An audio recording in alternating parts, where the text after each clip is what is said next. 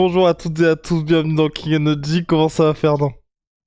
Je vais bien. Et toi, comment vas-tu, Guillaume? Ça va bien, écoute, ça va très bien, surtout après cet arrêt 13 où notre cher Abou a fait un nouveau braquage, 20 000 euros dans la poche, record du grand frère battu.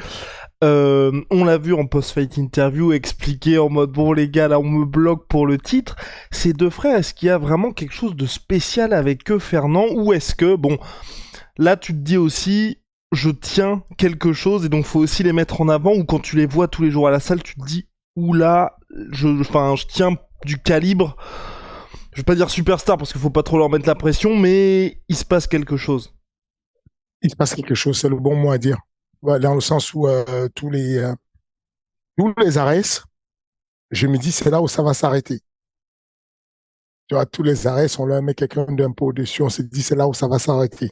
Et ils continuent à survoler avec une aisance, c'est une prédiction incroyable. Peut-être que sur tous les combats, ils prédisent. Ils se font une concurrence de qui va terminer le premier, qui va gagner le plus de bonus.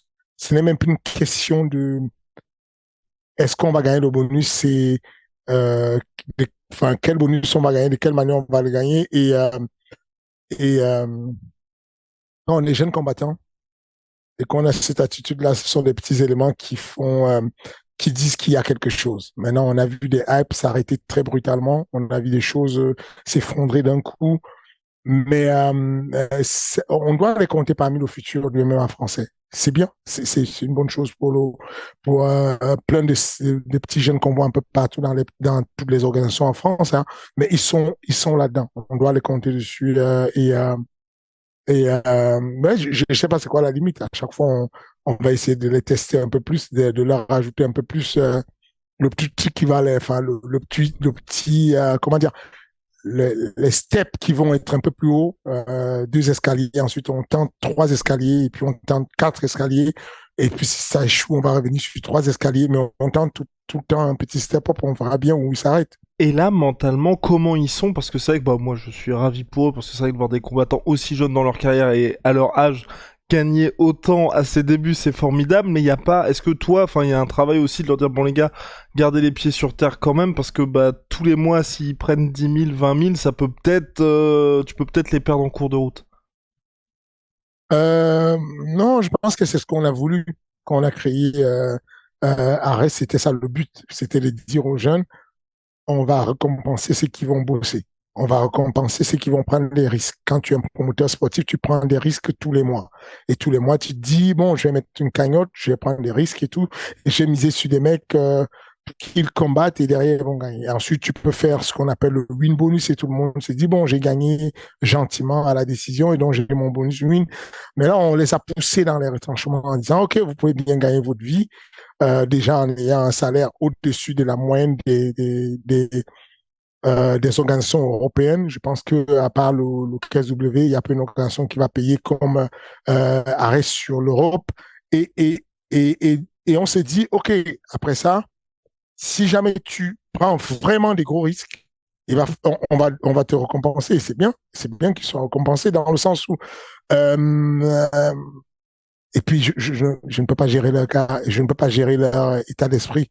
Si le mec est né avec un esprit de flambeur, de grosse tête, bah, il va perdre ses sous rapidement, ou bien il va avoir une attitude de se dire, je combats pour 25 000 euros, donc qu'est-ce que tu veux qu'il m'arrive et tout, je suis le roi du monde. Et puis il va rejeter, je ne peux pas aider jusque-là. Le rôle de l'entraîneur s'arrête au niveau de l'entraînement, celui du manager s'arrête au niveau de donner des guidelines de direction de la carrière, mais je ne suis pas, en tout cas pas pour le moment, je ne suis pas un conseiller patrimonial ou quoi que ce soit, je suis pas encore à ce niveau, donc je peux pas conseiller sur quoi faire de leurs finances. Je sais juste que c'est le but du jeu. Le but du jeu, c'est de donner aux autres l'envie de pouvoir gagner ses bonus. Quand Tekena gagne son bonus de 10 000, j'espère que tous les combattants de NFL sont en mode, moi aussi, je vais être le prochain à gagner ce bonus. Quand il y a Topal et son frère qui n'arrêtent pas de s'arracher les bonus, j'espère que un très bon combattant comme Baki, il a dominé tous ses adversaires. À un moment donné, il va se dire, bon, tu sais quoi, je vais maintenant appliquer les finishes de manière rapide parce que je veux gonfler mon porte-monnaie. C'est ça le but du jeu et je ne veux pas leur reprocher ça. Et quand c'est fait, tu peux pas discuter, tu vois. C'est fait avec la manière, tu peux rien faire. Tu as le high kick d'Ibrahim Mané sur un adversaire ultra compliqué. Bon, tu peux pas lui dire, il n'y a pas moyen quand à la fin du combat il fait ça, je peux pas lui dire non. Enfin, on se regarde les membres du board et tout, on sait que c'est fini. Ça va être compliqué d'avoir un KO aussi bien placé que ce qu'il a fait et aussi bien amené que ce qu'il a fait. Et ces jeunes, il faut les récompenser. Et c'est bien, on n'avait pas ça en France. On n'avait pas ce truc-là où on peut développer des carrières, surtout développer des carrières, parce que ça reste, c'est ce que je constate, c'est que développer des carrières, je ne sais pas si vous avez fait un tour sur Fight Matrix, le jump d'Ibrahim Mané euh, ou le jump de Damien Lapulus, on n'a jamais fait mieux que ça. Enfin, pour les détracteurs qui me disent que le MMA Factory est en berne, c'est chaud. Le jump, on n'a jamais été aussi bon, en fait. Les résultats le disent, on n'a jamais. Non, Attends, on a. attends, attends, attends, Oui, attends. oui, oui. Oh, il est en feu là, il est en feu. Attends, là t'as été trop vite. Déjà t'as parlé rapidement de Baki, est-ce qu'on a des infos pour son retour? Parce que moi j'ai entendu parler d'un potentiel choc. En mode il ne peut en rester qu'un. Oui, ces deux adversaires, ces deux athlètes, deux jeunes Français, très bons, invaincus. On prédit un très grand avenir pour l'un et on prédit un très grand avenir pour l'autre. Et les deux vont potentiellement se croiser. Maintenant, c'est en pourparler, ce n'est pas encore verrouillé, ce n'est pas encore signé. C'est pour ça que je n'en parle pas. On n'en parle pas. Je n'en parle pas pour le moment. Je sais que Baki revient sur le Ok. mois de juin, mais je n'ai pas encore la signature en main de l'adversaire. Mais c'est en cours. D'accord, ok, bon bah dommage parce que j'avais entendu ça, franchement non, pas mal à suivre. Oui, et donc Ibrahim Mamani, je voulais en parler parce que très intéressant pour lui. C'est vrai que bon, Fernand Lopez, vous le savez, hein, c'est pas le meilleur coach du monde, hein, bien évidemment, mais il y a quand même un vrai before-after pour lui depuis qu'il a signé au MMA Factory. Il en parlait en post-fight interview aussi de son super KO qui devrait, je pense, lui sécuriser le title shot dans cette catégorie. Qu'est-ce qui s'est passé exactement au-delà de... Parce que bah, on avait vu, quand tu l'avais mis, je crois que c'était pour ses premiers combats, premier ou deuxième combat contre des lutteurs, mais on a l'impression qu'au global, là, on a quelqu'un qui a l'air d'être bien... Enfin, tu vois, un combattant qui sait ce qu'il a à faire et qui va pas avoir d'autres préoccupations que celle de combattre, peut-être. Il est épanoui, c'est tout ce que je peux dire. C'est la meilleure de réponses qu'on peut donner à ça. Il est épanoui. Il n'est pas épanoui parce que moi, il est épanoui parce qu'il est entouré d'une très bonne équipe. Le Ma Factory a su lui enlever les soucis de la tête, les soucis, voilà quoi. Il n'a pas de souci des combats. Ça s'aligne, ça avance. Il n'a pas de souci de coaching. Il a des combinaisons qui sont très bonnes. Euh, ce qu'on fait de bien au MMA Factory, c'est de savoir déléguer. Je vais te pourrir ton émission parce que parce que je sais que quand je parle de ce qu'on fait au MMA Factory, euh, ce que veulent passer tes fossoyeurs, c'est de dire que on a créé un show qui sert à mes fins, mais très sincèrement, c'est bien de dire ce qui se fait de bien, ce qui se fait de mal. Là, c'est dit, ce qui se fait de mal, on peut maintenant parler de ce qui se fait de bien. Et ce que Ibrahim Mané est entouré de Boulox, un de ses amis, qui gère son entraînement. Il est entouré de Zied. C'est un très bon grappleur, l'un des meilleurs en France. À la base, il vient du CDK. Il a rejoint sur la partie du coaching pour aider les athlètes du MMA Factory et il gère dans son équipe. Et puis à côté de ça, bien entendu, il y a Sofiane So Coaching, on le connaît sur les réseaux comme So Coaching. Euh, Vraiment, il y a une nouvelle génération de jeunes coachs au MMA Factory qui nous aident beaucoup, notamment. Et pourquoi t'as ramené juste toutes ces personnes-là? Parce que c'est vrai que moi aussi je le vois, c'est quoi? Et c'est qu'il y avait, enfin ça tournait un peu en rond, t'avais besoin de renouveau, de... Parce que c'est des gens qui sont pas jeunes jeunes, que je connaissais ici et là, mais c'était quoi la volonté derrière ça? La volonté, c'était juste de déléguer et de pouvoir gérer les multicasquettes que j'ai.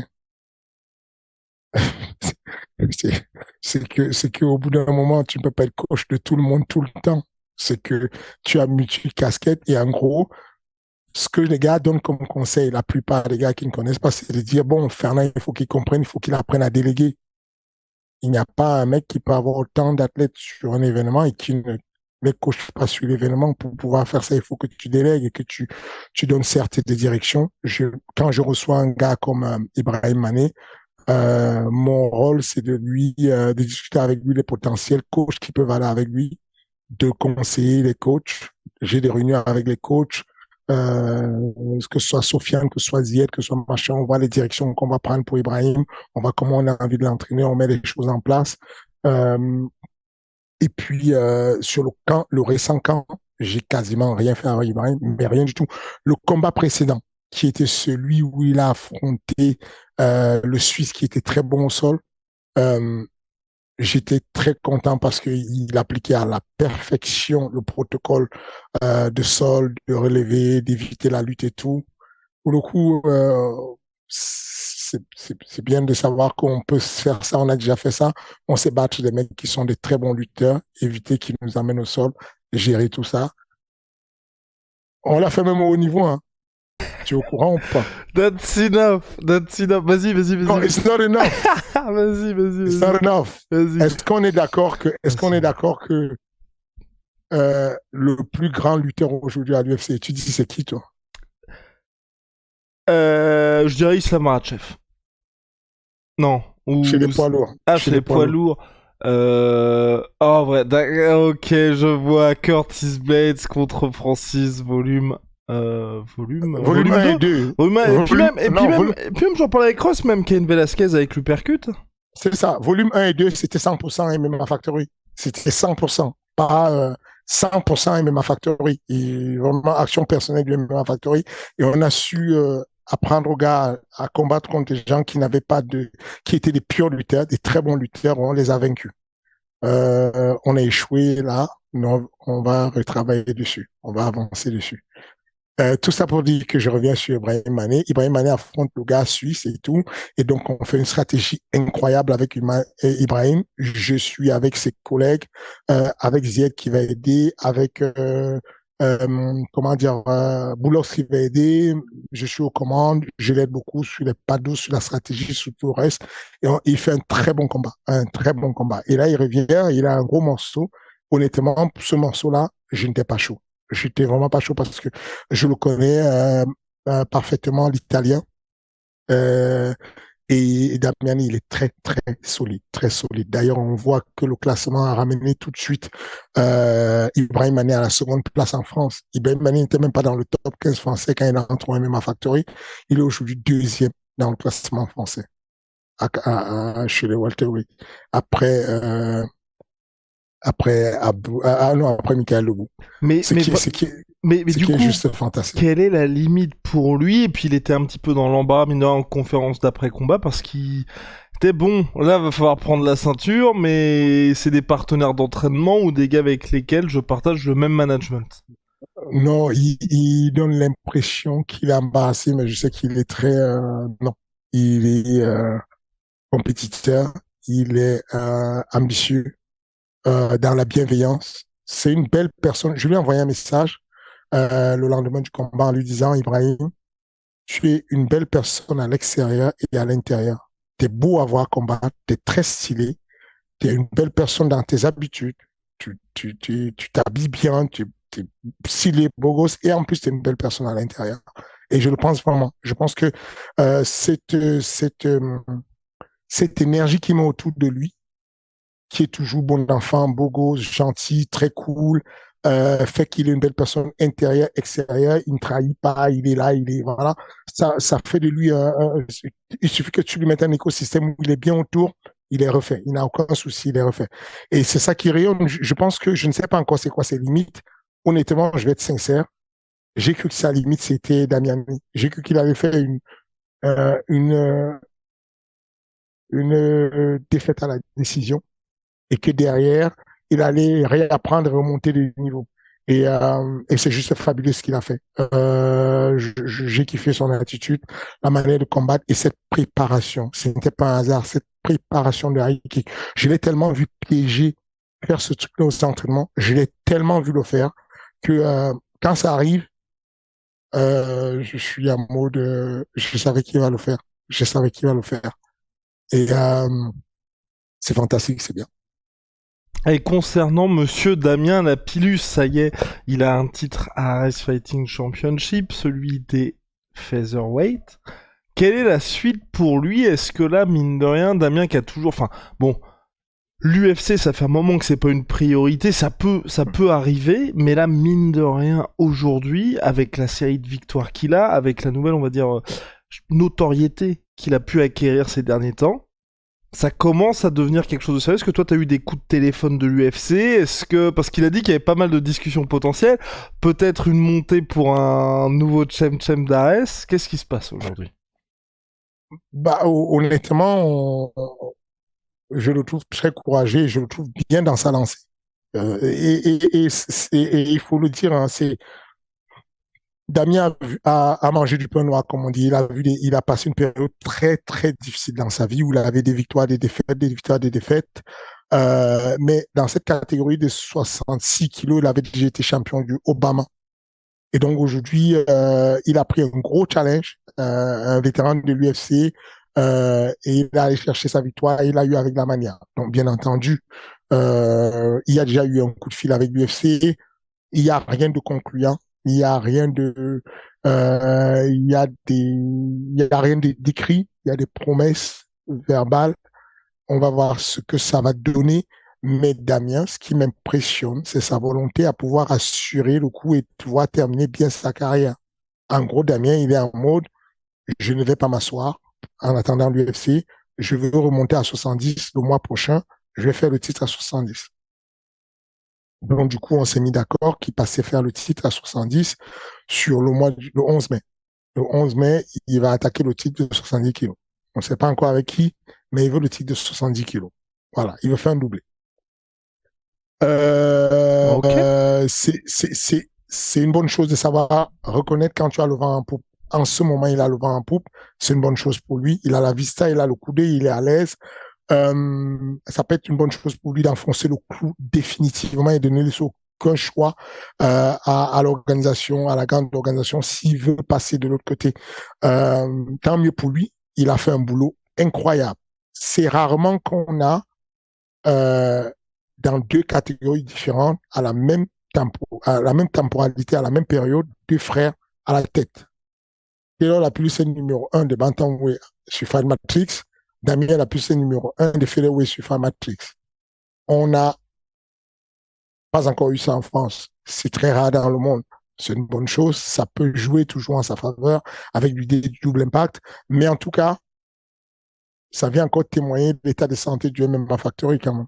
On est, Aïe, aïe, non, mais, aïe, non, mais, aïe, aïe, aïe. Eh. Oh là non, là mais là là. Oui, vas-y. Vas-y, vas-y. oui, je sais que ça te pourrit ton truc, mais c'est bien quand même, non? Enfin, est-ce qu'on peut s'accorder sur le fait que ce que Damien a fait avec, je n'ai pas parlé tout à l'heure, des médias techniques, qui est Mhm. une très grosse valeur ajoutée au sol du MMA Factory. Les tous travaillent avec l'équipe de François Laurent, qui encore le week-end dernier a fait numéro un Nogi sur la, la fédération de JJB et tout. C'est quand même du gros travail de sol. Donc, quand on voit que les frères Younousov terminent systématiquement au sol, on peut se dire qu'il y a quand même de la valeur ajoutée. On a quand même un niveau de sol décent, un niveau correct. Et aujourd'hui, voilà. Donc, moi, je suis content quand je vois ces résultats de me dire, il y a une progression. Damien n'a jamais de sa vie, même quand il était champion du BAMA, la plus grosse organisation européenne à l'époque, Damien n'a jamais atteint le ranking où il est actuellement. Le top 50 du monde. Damien n'a jamais atteint ça. Numéro 1 en France, Damien n'a jamais fait ça. On est avec deux frères qui sont au même niveau et c'est remarquable. D'ailleurs, Après, Fernand, honnêtement, je pense, Ouais. j'espère que les gens vont sauvegarder cette séquence-là. Je pense que Ouais. Fernand, même si tu fais une ceinture UFC, tant que t'auras Ouais. pas battu un lutteur pour le titre UFC, les Ouais. gens te persécuteront, mais à tout jamais là-dessus. Et il faudra que ce soit un lutteur, hein, en plus. Et effectivement, mais je vais te montrer un groupe qu'on a créé. C'est qui l'a créé, le groupe. J'adore. J'adore l'état d'esprit de mon groupe, de ma Ton team. équipe, ouais. Est-ce que tu peux lire ce qui est là? Être champion ou mourir en essayant. Ça, c'est le préparateur physique qui a mis ça. OK? Tu veux voir mon groupe à moi, ce que j'ai mis dans mon groupe à moi, le nouveau groupe que j'ai fait pour les entraînements des séries? Vas-y. Aïe, aïe, aïe, aïe, aïe, aïe. Et donc, voilà, moi, le groupe que j'ai créé dès le jour où on a atterri à Paname. OK? Tu as vu c'est qui sur la photo? Aïe, aïe, aïe, c'est Gordon Ryan. My God. Voilà, c'est juste l'idée de se mettre en état d'esprit, de dire, on sait qu'il y a beaucoup de boulot à faire. On sait qu'il y a énormément de boulot à faire. Mais tout ça pour dire que le but n'est pas de convaincre ces personnes-là qui seront sur mes côtes parce que je n'aurais pas battu ou que je n'aurais pas battu un champion lutteur. Tu vois ce que je veux dire? Mais dans le passé, on a déjà prouvé qu'on pouvait battre des lutteurs dans plusieurs dimensions et c'est une bonne chose. En tout cas, le MMA Factory se porte bien. Aujourd'hui, si tu vas t'amuser à regarder le classement français, on a quasiment quelqu'un dans toutes les catégories. Avec Nassoudine est numéro 1 chez les middle, avec Abdullah numéro 2. Abdul qui est forcément à welterweight aussi. On a en flyweight deux personnes. Donc, le numéro 2, c'est Faidin Samir. Le numéro 3, c'est Temelan Azizov. On a quoi chez les quasiment Bantam lightweight numéro 1. Bantam featherweight. Lightweight, c'est numéro 3 peut-être, non? Parce numéro 3 à light heavyweight. Parce qu'on a Paulin en heavyweight, on en a 4 directement avec Cyril qui est largement au-dessus c'est un sketch en fait. En middleweight, on a Cyril qui est numéro 1 avec 1531 points sur Fanmatrix, 1531 points. Le numéro 2, Cheikh Congo. Tu sais à combien de points il a Cheikh Congo? Vas-y. Il a moins de 300 points. Après, ouais, le truc c'est que ça fait longtemps aussi qu'il a pas combattu Cheikh Congo, mine de rien. C'est ça. Mais en tout cas, tout ça pour dire que... Oui, non, aujourd'hui ça va, c'est juste que les gens, je pense, il y a aussi beaucoup de gens qui découvrent le sport. Voilà. Il y a beaucoup de jeunes qui arrivent, Michael Krogu, numéro 8. Le numéro 9, c'est Grégory Robinet. Il est sur 6 victoires consécutives. C'est plutôt un état de santé qui est plutôt correct. On est pas mal dessus. Quoi. Est-ce que tu te rends compte que chez les featherweight, on a Damien Lapidus en numéro 1, en 2, William Gomis, en numéro 6, Commandé. Enfin, c'est quand même fantastique. C'est que la carrière de William Gomis, elle n'était pas là. Et Alioune, il est où? Parce qu'Alioune, il doit être dans le top 5, non? Non ou pas? Alioune, non, il est sorti. Okay. Voilà, il est sorti du top 5. Okay. Mais voilà. Alioune, c'est pas qu'il est pas dans le top 5, c'est qu'il est référencé sur la Belgique. D'accord, ok. Ouais, je sais pas pour quelle raison, mais voilà. En tout cas, voilà, tout ça pour dire que l'état de santé du MMA français est good et l'état de santé de MMA Factory en tant que coach, je suis content quand même. Oui, c'est pas mal. En plus, il y a William Gomis qui bientôt ira à l'UFC aussi au mois d'avril. Le 22 avril. Fernand, une question, parce qu'on reprend les questions, vous pouvez les poser à Fernand dans l'espace commentaire, on en choisit quelques-unes. Par rapport à ça, justement, on parlait de Damien Lapidus, des potentielles sirènes de l'UFC. Il y a Spécialiste MMA qui pose une question. Ton bilan à toi des passages d'Ares à l'UFC et aussi qui sera pour toi le prochain transfuge? Je ne sais pas, je ne sais pas dire. C'est très aléatoire. Le plus évident pour moi, le plus évident, dont avec lequel, pour lequel j'ai encore parlé hier au téléphone avec l'UFC, c'est Abdul. C'est le plus évident. Euh, je n'ai pas encore la signature de la date ou quoi que ce soit, mais c'est le plus évident. Ensuite, il y a la jeune fille euh, qui a battu Asia Miri. Je pense que je pense qu'elle pourrait, ouais, elle a un potentiel de pouvoir signer à l'UFC. Elle pourrait signer à l'UFC. Euh, il y a les deux filles qui vont faire la ceinture sur le mois. Et Euh, justement, quand c'est comme ça, est-ce que toi tu préfères attendre qu'il y ait le combat pour le titre et ensuite tu les laisses partir, ou ça te pose pas de soucis quand l'UFC appelle et que ce soit justement, voilà, l'Italienne vient de battre Asia Miri, c'est un combat qui était quand même attendu, il n'y avait pas d'enjeu de ceinture ou autre, ou ni même de top contender, mais en tout cas, est-ce que toi t'es favorable à les laisser partir à ce moment-là? bah, on doit les laisser partir. On est engagé à les laisser partir s'il n'y a pas une date de combat prévue. En gros, l'UFC va faire la demande. Elles vont faire, le manager en question va nous signaler la demande en bonne et due forme. À partir de là, nous, on rentre en contact avec l'UFC et on donne la lettre de libération. À partir du moment où il n'y a pas de date prévue de combat, s'il y a une date prévue de combat, l'UFC te dit, il n'y a pas de souci, on l'attend après le combat. Comme ça s'est fait avec Cyril. Cyril a signé à l'UFC, il était encore sous contrat avec le TKO, il avait encore deux combats avec le TKO, mais et donc du coup il a signé le contrat sous réserve en fait, et on a juste attendu la victoire d'après. Quand il a eu sa victoire, à ce moment-là il était libre de, on a eu la gentillesse de la part de monsieur Stéphane, le boss du TKO, de le libérer pour l'UFC. Got it, monsieur. On avance un petit peu avec, bah je sais pas, peut-être que toi ton cœur balançait lors de ce choc entre d'un côté Carlos Takam, 42 ans, et de l'autre Tony Oka. C'était dans la nuit de samedi à dimanche dernier, deuxième défaite consécutive pour Tony Oka. Et c'est vrai, peut-être une impasse. Déjà, moi j'ai quand même mine de rien apprécié qu'après une défaite, ils prennent Carlos Takam, qui était sur le papier son plus gros test, plus important encore que Bacolé.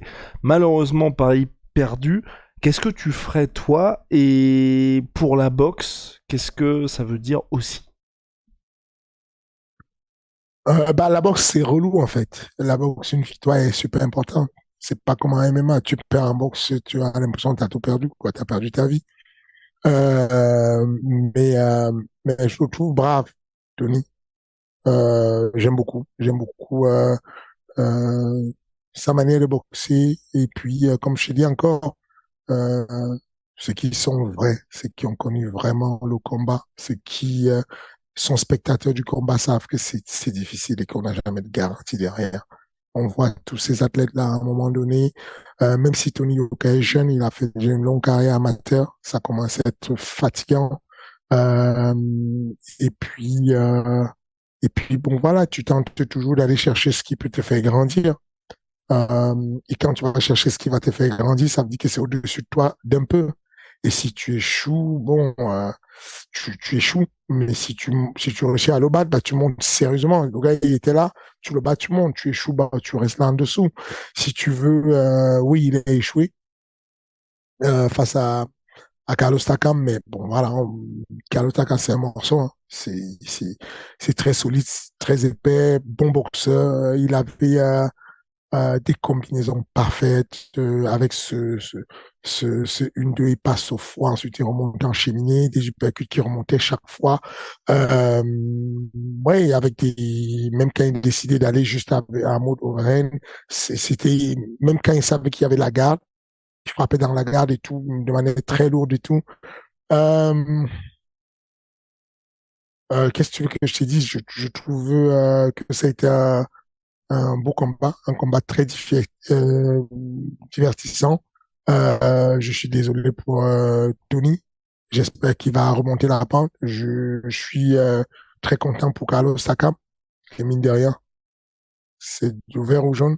C'est c'est ma moitié, ça me tient encore de d'avoir le vert ou jaune qui flotte, c'est une bonne chose.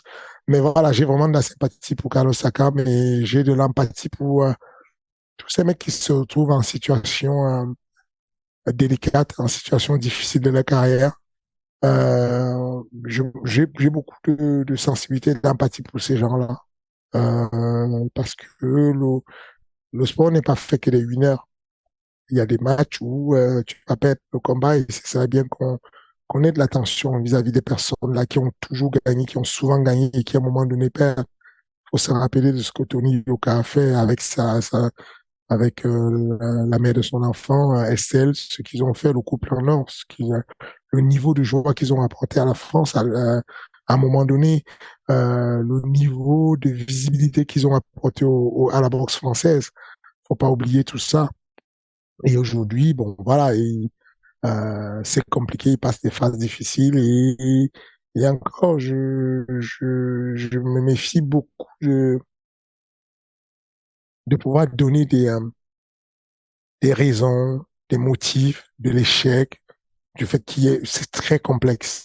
C'est en général pour donner un résultat de quelque chose, on a besoin de s'appuyer sur du scientifique. On a besoin de dire bon, écoute, on lui a fait faire 20 pompes quand il avait pris de la créatine et on l'a mis, on a fait des prélèvements sur son sang et on a détecté que bon, il y avait tant de taux de lactate et donc du coup on lui a fait 20 pompes sans créatine et on a vu ça et donc on a fait ça sur un panel de, je sais pas moi, 40 000 personnes et on a détecté que effectivement, là l'étude elle est sûre.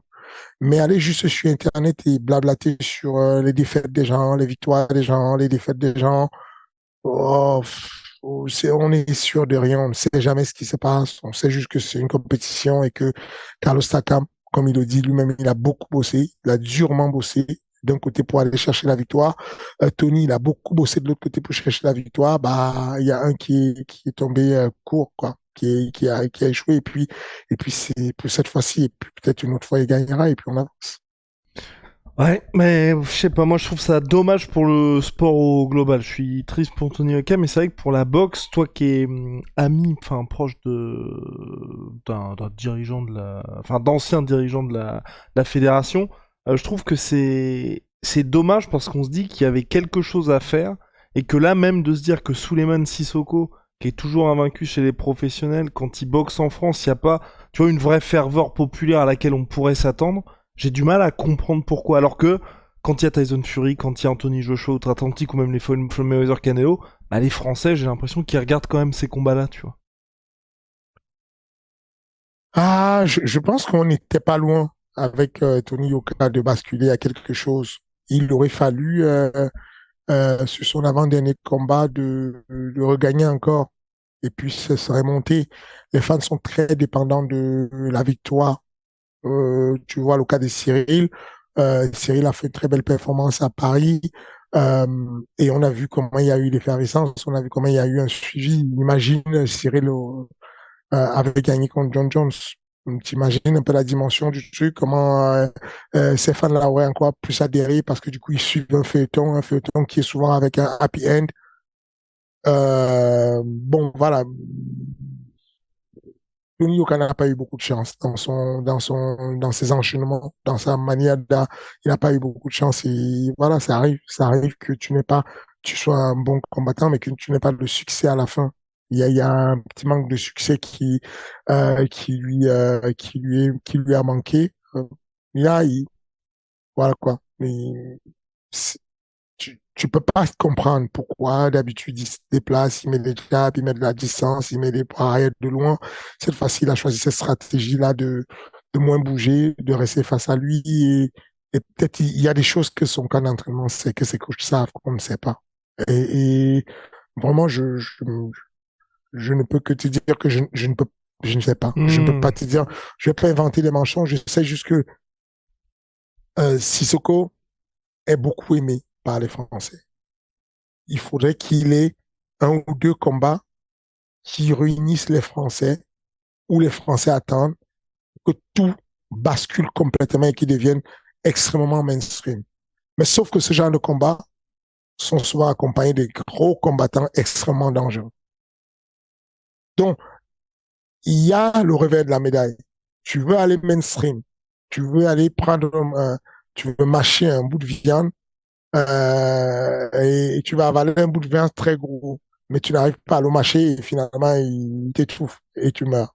C'est c'est une analogie un peu. Enfin, voilà, c'est complexe. Le truc, c'est il y a, il faut aller chercher le bon combattant qui va attirer l'attention sur vous. S'il attire l'attention sur vous, il reste maintenant que tu gagnes. Si tu perds, le public français ne fait pas de cadeau. C'est l'histoire de la France. Tu as vu le football, tu as vu le PSG, tu peux faire ce que tu veux, tu peux venir gagner ce que tu veux. Si tu n'as pas donné ce que le peuple veut, tu es mis à mort, tu es mis en exécution et puis on te dit non, tu as mal géré, tu aurais dû sortir tel joueur, tu aurais dû mettre tel joueur, il fallait faire ça. Et ce n'est pas toujours les clients les mieux taillés de la trousse qui viennent dire ça sur Internet. C'est pas toujours les génies qui t'expliquent ça. Mais c'est comme ça. À partir du moment où tu es mainstream, tu deviens public. Si tu es public, bah, tu t'exposes à de la très, très grosse critique. Mais j'espère que Tony va revenir. J'espère qu'il va euh, prendre du recul, s'entraîner correctement et remiser encore tout, refaire tapis. Cette stratégie de se dire qu'il va reculer et qu'il va prendre un adversaire beaucoup moins bon va pas forcément l'aider parce qu'il va gagner et puis on dira encore bon il a pris une chèvre. Je pense que le bon adversaire c'était celui-là, c'était vraiment Carlos Takam. Il était un peu au-dessus, mais avec la fraîcheur, avec le différentiel d'âge, il aurait pu avoir quelque chose. Bon, c'est passé de justesse. Il va devoir recommencer. Hmm. On avance et on revient aux affaires courantes avec l'UFC Petr Yan. 3 défaites consécutives désormais. Tout va très vite dans le sport, là cette fois contre Merab Dvalishvili. Qu'as-tu pensé de cette performance d'un Merab qui ne s'arrête jamais? Record de takedown tenté, et puis surtout 50-45, 50-45, 50-45. Personne n'avait jamais fait ça à Yann. Jusqu'à hier, Ouais. jusqu'à avant-hier. Non, qu'est-ce que tu veux que je te dise dessus?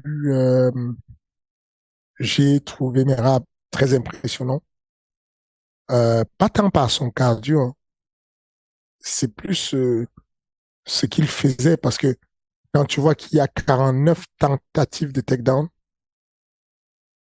et avec très peu de réussite de takedown au final, ça veut dire qu'il faisait des tentatives de takedown pour annihiler la boxe de Peter Yan et pouvoir imposer sa boxe. En gros, il y avait une conversation.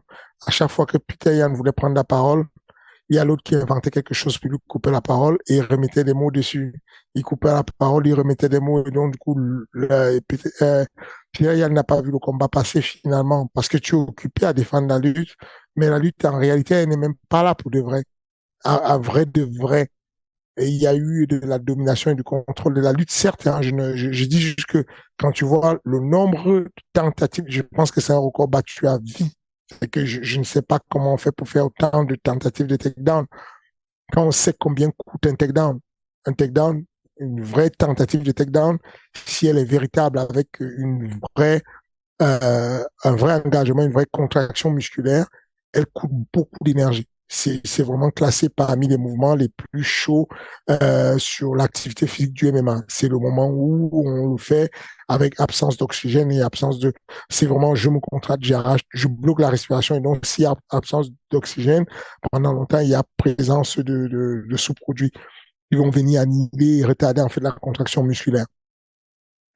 Il a réussi à placer quelque chose qui était, si tu veux boxer, je lutte, si tu veux lutter, je boxe, et à la perfection. Nous tous, on le fait dans des salles, mais on ne réussit pas à créer ce genre de truc et à mettre ça dans la tête des gars pour qu'ils puissent le faire, parce qu'en termes de coût énergétique, c'est monstrueux.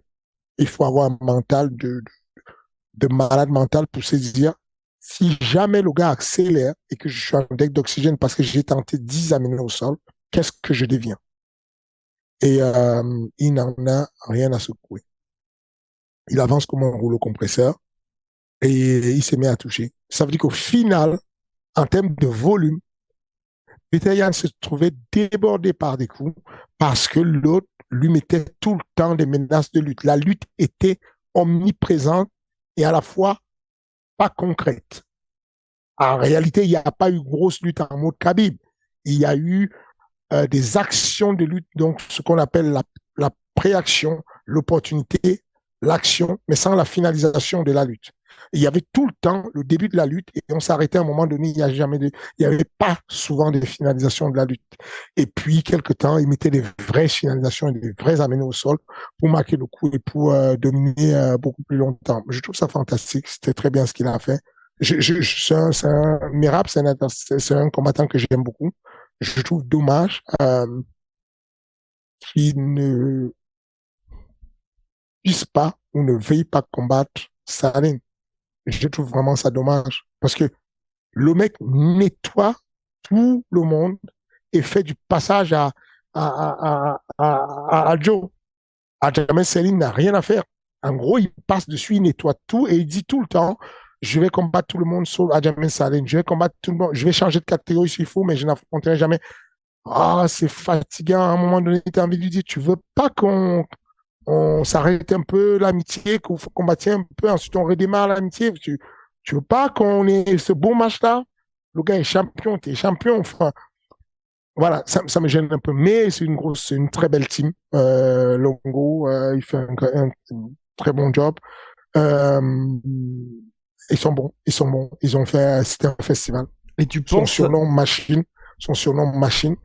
Jamais un surnom n'a matché comme ça avec un monsieur.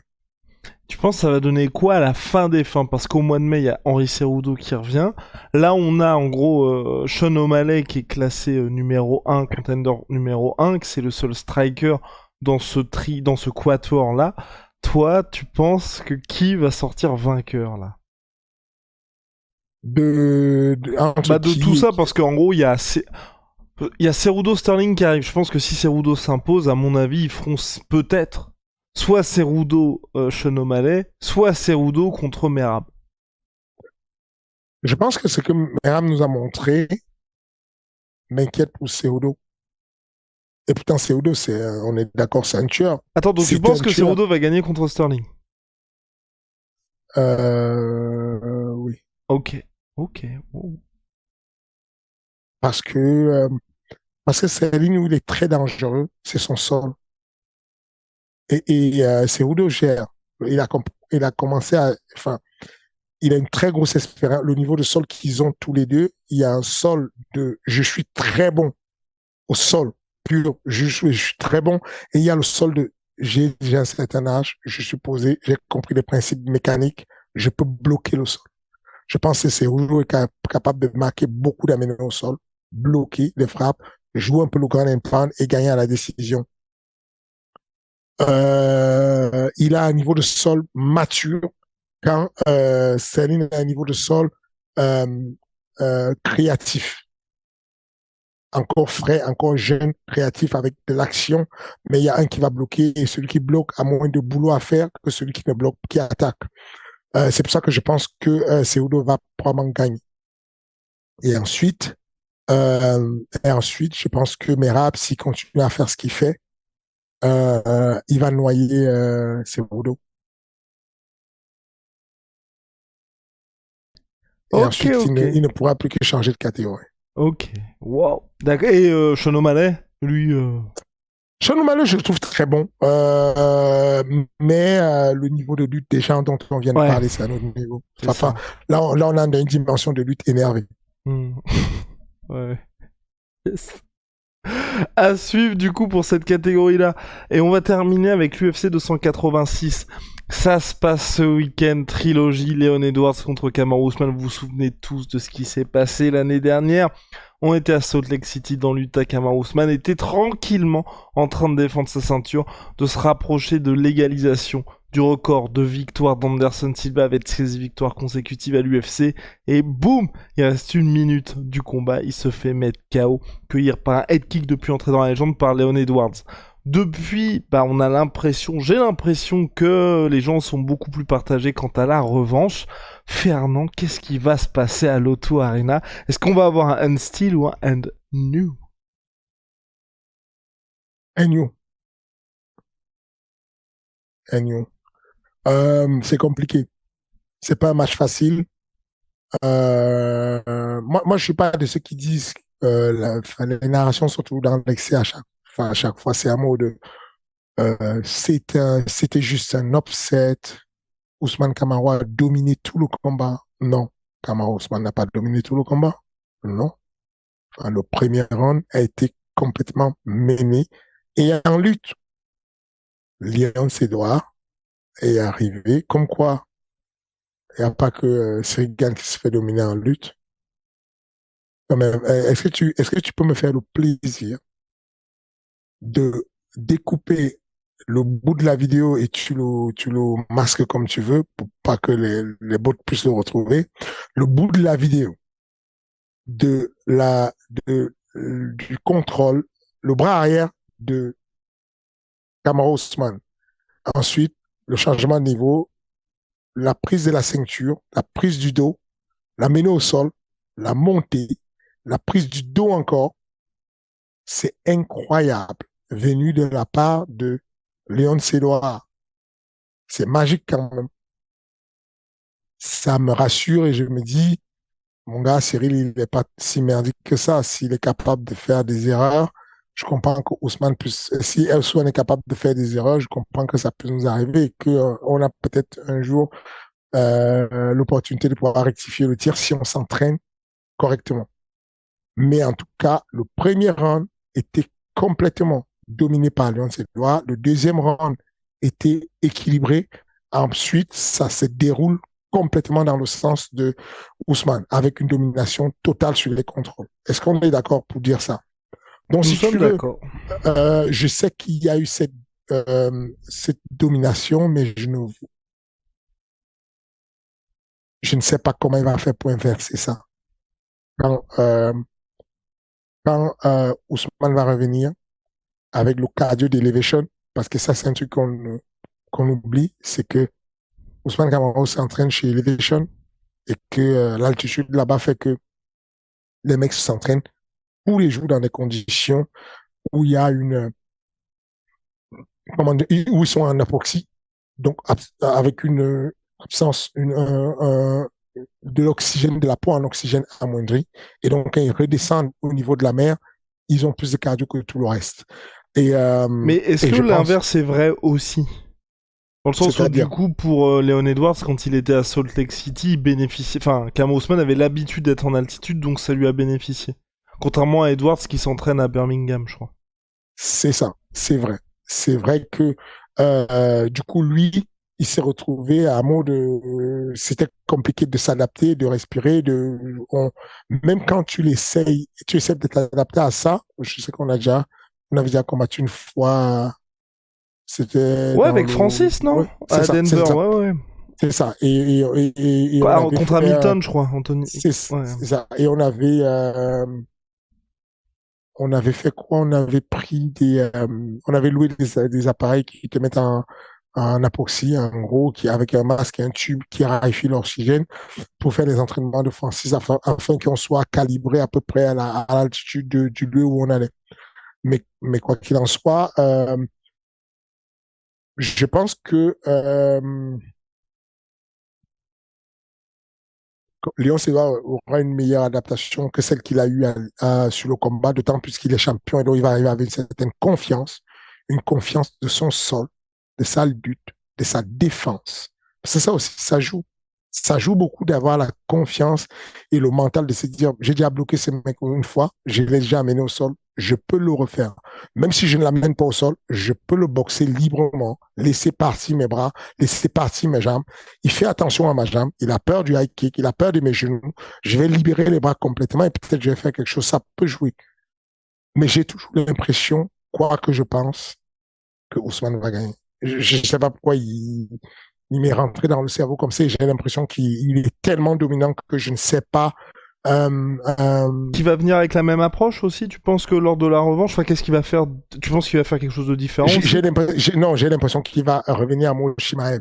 Ok. Hmm. Il va pas se prendre la tête de vouloir faire l'expert de la boxe ou machin truc. Il va boxer de manière ultra violente, le genre de frappe qu'il a envoyé à comment Tyron Woodley non, ou à Masvidal? Masvidal, le genre de frappe qu'il a envoyé à Masvidal, il va les multiplier de façon à mettre Leon Zedor sur les talons, sur le reculoir, et quand il sera sur le reculoir et sur la cage, il va redescendre, il va faire du Shimaev toute la soirée. Bon bah voilà, en tout cas pour la... Et donc victoire par décision unanime finalement. Ou même... J'ai l'impression que ce sera une victoire à la décision parce qu'il est très résilient, Léon Sédois, parce que mine de rien, quand il va chercher ce high kick, il est déjà complètement diminué, quoi. Il est dépouillé complètement, mais il a gardé le mental. Je me dis, avec le public de London, avec tout ce qu'il y aura, je pense qu'il ne va pas abandonner rapidement sur le ticket et tout ça. Il a quand même un sol décent. Hein. Il sait scramble, il sait venir s'asseoir, il sait défendre, il sait ne pas subir complètement le grand pound. Mais j'ai l'impression que fatalement, il va être lessivé et qu'il va perdre la décision. Alright, et ben voilà, pour le main event, juste très brièvement le co-main, Fiziev contre Geji. Fiziev, j'ai l'impression que Fiziev gagne. Ok, wow. Okay. Je pense que Fiziev gagne pas KO. Enfin, ça bougerait enfin chez les lightweights. Voilà, parce que le style de Justin Gaethje, c'est du kickboxing, mine de rien. C'est fou, en fait, que ce mec est un très, très grand lutteur, mais qui a oublié la lutte. C'est la phobie qu'il faut avoir. Il faut avoir peur d'avoir un athlète qui, à un moment donné, oublie sa zone de base et devient très bon dans un domaine au point où il oublie sa zone de base. Je le dis parce que ça m'arrive de me dire, l'une des raisons sur lesquelles je me remets en question sur ce combat-là de John Jones Cyril Gane, c'est le fait d'avoir tellement insisté sur l'aspect de la lutte et la psychose de la lutte que peut-être que j'ai créé une autre psychose chez mon athlète et le diminuer mentalement parce que je suis en train de lui parler de lutte tous les jours et que ça devient un truc, au bout d'un moment, tu respires plus parce qu'on te parle que de ça, de la lutte. Et si tu as un athlète qui bascule de l'autre côté, Justin Gaethje, tu sais, quand Fiziev va combattre contre Justin Gaethje, il a la certitude que Justin Gaethje, même si ses coachs lui disent d'amener au sol, il ne va utiliser que la lutte défensive, rarement la lutte offensive. Et même quand il attaque, Justin Gaethje, il n'est pas relentless, il n'est pas, comment dire, il ne s'acharne pas, il ne fait pas ce qu'on appelle la chain wrestling, la lutte en chaîne. Il ne va pas enchaîner.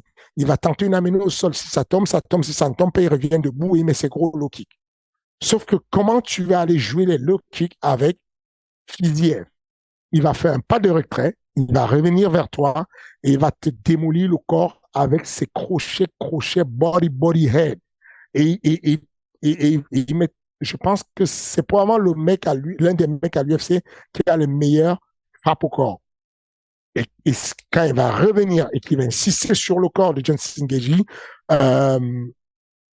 et on a déjà vu Justin Gaethje craquer sur les frappes au corps. C'est pas son point fort, les frappes au corps. Justin Gaethje a deux défauts.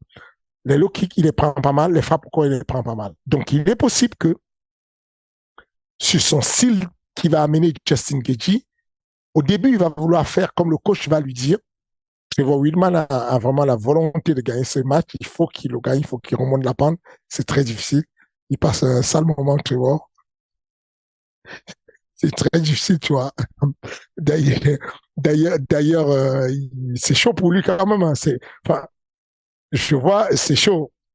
Tu vois, c'est chaud parce que le monde n'est pas gentil quand même avec les entraîneurs. C'est tendu, tu vois. Et là, il va aller à London avec deux athlètes et il doit gagner. Justin Gaethje et Kamaru Usman. Après, pour Gaethje, c'est dur. En fait, pour Gaethje, c'est dur parce qu'il a pas grand-chose à gagner. Contre Ousmane, je pense que si Ousmane gagne, les gens oublient ce qui s'est passé contre Edwards et le prochain combat de Kamau, il peut call out Chimaev, ça peut être un truc de malade. C'est ça. Geji, soit t'assumes ta position, soit tu recules salement. Et là, c'est chaud. Salement, vraiment chaud. Donc, du coup, malheureusement, j'ai l'impression que ce sera, il va prendre un mauvais KO. J'ai l'impression. Et quand il se met à unleash, quand il se met à libérer ses combos, il ne fait pas des combos genre pour toucher, gentil, genre pour. Il veut vraiment décapiter le mec. Et, je pense que ça va être une longue soirée pour Justin Gaethje. Et ben voilà, réponse samedi soir, horaire français, ça fait plaisir, puisque c'est à Londres. Fernand, on a terminé juste brièvement, il y a le retour d'Ares Fighting Championship au mois d'avril. Michael Lebou est en mission Trash Talking. Est-ce qu'il est déjà en train d'entrer dans la tête du pensionnaire du MMA Factory pour le titre intérimaire welterweight? Oui, c'est vrai, il fait du bon boulot, Michael. C'est pas mal, il est en train de faire ça, mais attention à la surprise. Michael a fait un truc magnifique, qui était de dire que des combattants du MMA Factory le soutiennent en off, en DM, et que en discussion en off avec le président du MMA Factory, Benjamin Sarfati, il lui a montré son soutien. Et donc, quand Benjamin appelle Michael pour lui dire, mais pourquoi tu fais des trucs comme ça? Pourquoi tu vas raconter que je t'ai soutenu? Il s'est mis à rigoler et il dit, bah écoute, j'ai fait mon game. Moi, je vais le détruire, je vais lui rentrer dans la tête, je veux qu'il perd son sang-froid et qu'il s'énerve et qu'il se sente tout seul. Il est bon, il a l'expérience, il est très bon. C'est bien ce que fait Michael et bah c'est le jeu. Qu'est-ce que tu veux que je te dise? Euh, mais le point fort de l'Argentin, de Pépi, c'est quand il est fou. Le Pépi réfléchit, le Pépi intelligent ne m'impressionne pas aux entraînements. Le Pépi qui m'impressionne, c'est quand il est dos au mur et quand il est en mode survie. Et attention de trop le pousser. Attention, parce que le jeu de Michael, c'est de faire le fou et d'être, comment dire, d'être généreux. Il va rencontrer un gars qui est excellent quand il est fou et quand il devient généreux, c'est quand il est fou. Il devient naturellement généreux. Donc, attention, moi, de mon point de vue, je me dis, c'est un bon truc. C'est un bon truc pour Pépi, qui soit autant remonté. Vraiment, c'est un combat que j'attends avec beaucoup d'impatience. C'est un bon match. Et ben voilà, Ares 14, rendez-vous le 7 avril prochain. Fernand, comme chaque semaine, merci beaucoup pour ton temps, les réponses, les réponses aux questions ont repris, ça se passe dans l'espace commentaire, puis on se voit la semaine prochaine. Yes, merci beaucoup jeune homme, et puis comme d'habitude, merci beaucoup à la majorité silencieuse, merci pour les commentaires, les likes, et puis si vous n'aimez pas, si vous êtes un hater, expliquez-nous pourquoi vous êtes hater, pourquoi, et machin, et commentez, ça va nous faire du bien, ça fait beaucoup de... c'est bien.